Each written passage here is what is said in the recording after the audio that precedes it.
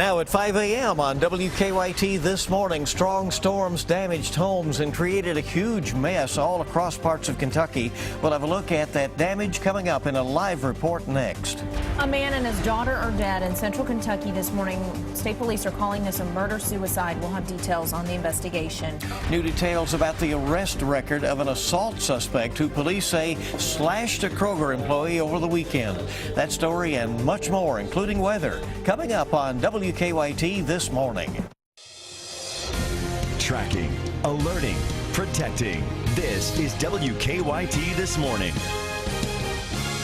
Good morning to you from WKYT News. We're glad you're with us. Here it is May 12th, Tuesday, a week before Kentucky's primary. I'm Bill Bryant. And I'm Rebecca Smith. We are enjoying a little bit of a cool down, but, probably won't last for too long. Maybe just a couple more days is what Mike is telling us. That's right. Take advantage of it as long as it lasts. We'll take the change. Let's check in with him because it has been hot and humid for several days. Several days. I mean, we had 8 consecutive days of 80-plus degrees, and before that, we only had 1 day of 80 degrees plus. So this was a string of some abnormal temperatures, but now this front that will move its way on out here in just the next hour will start to set the stage for the next few days. This rain right here, give it another hour, it's long gone over the mountains off into Virginia. Right now we're sitting in the 60s.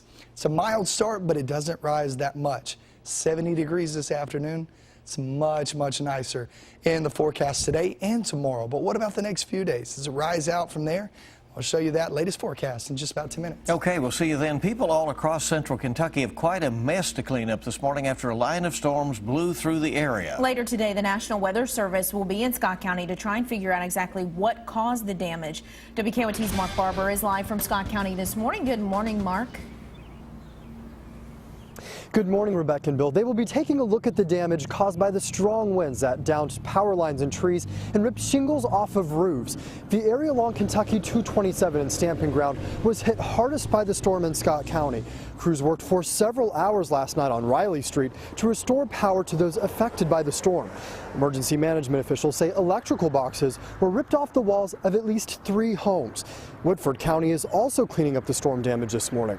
Strong winds snapped 2 trees on Amsden Avenue in Versailles yesterday, sending one crashing onto a house and another onto the road, blocking it for several hours. Neighbors say fortunately no one was hurt. I'm trying not to cry because I lost my big tree, but I just thank God that nobody was out there driving by or walking underneath of it. Neighbors tell us that once those storms hit, it only took 30 seconds for those strong winds to topple those 2 trees. As for the damage here in Scott County, again, the National Weather Service will be heading out to Stamping Ground later this morning to survey the damage. In Scott County, Mark Barber, WKYT.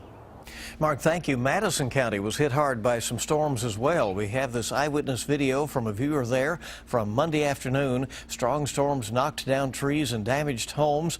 The roof got ripped off of a barn. It scattered debris onto a nearby roadway.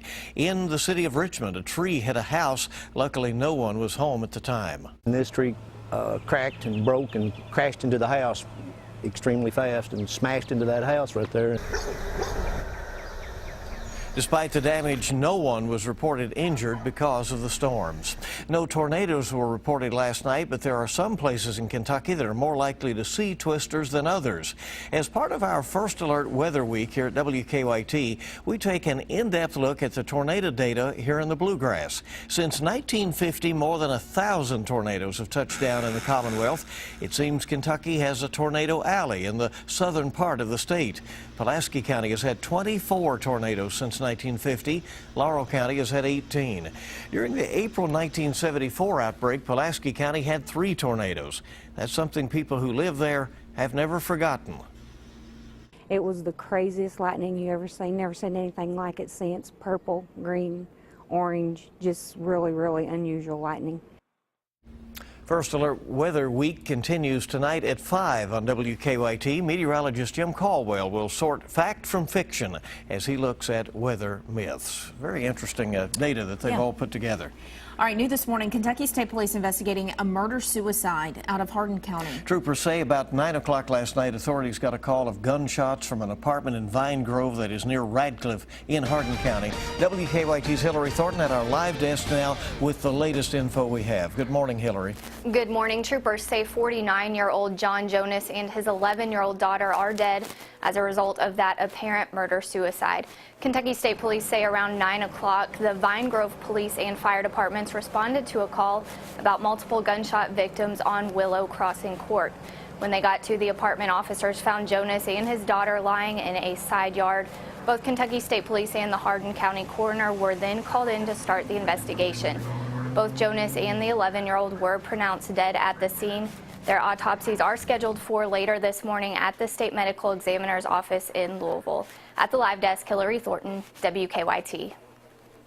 Hillary, thank you. We're learning some new information this morning about a deadly crash in Woodford County. The Woodford County coroner says 34-year-old Justin Jelensky was killed when his motorcycle hit a telephone pole last night on Old Frankfort Pike. Jelensky, who is from Lexington, was pronounced dead at the scene. Investigators think speed played a role in the crash.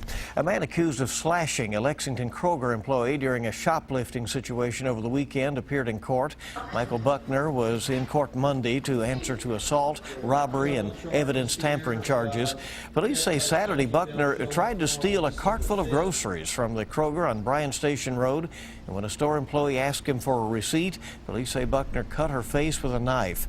According to court documents, in the last 8 years, Lexington police have charged Buckner with drug possession, theft, and shoplifting, among some other charges. We're learning more about a man police say broke into a Pulaski County home and was arrested after a chase. Police charged 60-year-old Monty Van Blaricum with burglary and criminal mischief. They say he broke into that home on Black Ridge Road last week. Police say relatives of the victim saw him breaking in and fired shots before they chased him. Police say the suspect crashed in Russell County. The victim's relatives held him at gunpoint until police arrived. More than 1,000 people gathered at a summit in Pikeville to talk about ways to develop eastern Kentucky's economy. The Shaping Our Appalachian Region, or SOAR, strategy summit brought in people from around the country. It featured workshops and panel discussions. One of the major topics was finding ways to help out some of the out-of-work coal miners find new jobs. But the U.S. Labor Secretary says he has seen progress in eastern Kentucky. We will succeed. We will retool. We are retooling. We're building a diversified economy where everyone has an opportunity to succeed, and I am confident that we will continue to be there with you. This was the second year for the SOAR Strategy Summit. Let's get a look at live drive traffic, see how things are moving on the roads this morning. Things looking pretty good at Nicholasville and Shady Lane. This is what we're taking a view of. Not too bad. Very quiet there. Of course, this morning there may be some loose limbs here and there this morning, especially in some of the outlying counties where we've had the reports of storm damage, Scott County and Madison County especially. So be watchful for any debris that could be in the roadway. No reports, as we said, of any early issues this morning. And let's buckle up and make it a safe Tuesday. And WKYT this morning is just getting started. When we come back, some folks feel pain when their animals do. How one local vet in the Midwest is helping dogs walk again. An amazing story after the break. And we're learning an internet-based transportation company is worth far more than analysts expected.